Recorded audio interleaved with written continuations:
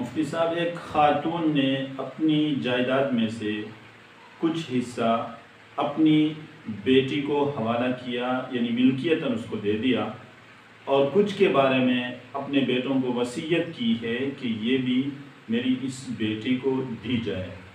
اب اس مرحومہ کا انتقال ہوا ہے تو جائیداد کے تقسیم کے بارے میں شرعی حکم کیا ہے؟ انسان جب زندہ ہوتا ہے تو اس کی ملکیت کی جتنی بھی چیزیں ہیں وہ اس میں جائز تصرف کر سکتا ہے، کوئی اس کو اس کے جائز تصرف سے روک نہیں سکتا۔ جب انسان زندہ ہے تو اس کی اولاد کا اس کی جائیداد میں کوئی حصہ، کوئی حق نہیں ہوتا۔ جب وہ انسان اس کا انتقال ہوتا ہے یا مرض الوفات میں چلا جاتا ہے تب ورثہ کا حق اس کے جائیداد کے ساتھ متعلق ہوتا ہے۔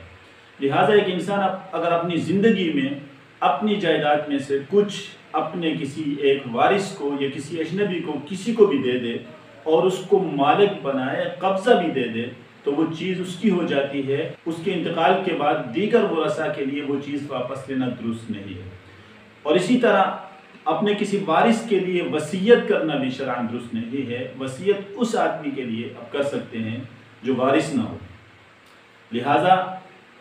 لہٰذا جو مسئلہ پوچھا گیا ہے اس میں بیٹی کو جو کچھ دیا گیا اور قبضہ دیا گیا ہے وہ اسی کا ہے، البتہ جو وصیت اس کے لیے کی گئی ہے اس پر عمل نہیں ہوگا۔ باقی جتنی بھی جائیداد ہے اس کو اس کے جائز ورثہ کے درمیان تقسیم کیا جائے گا۔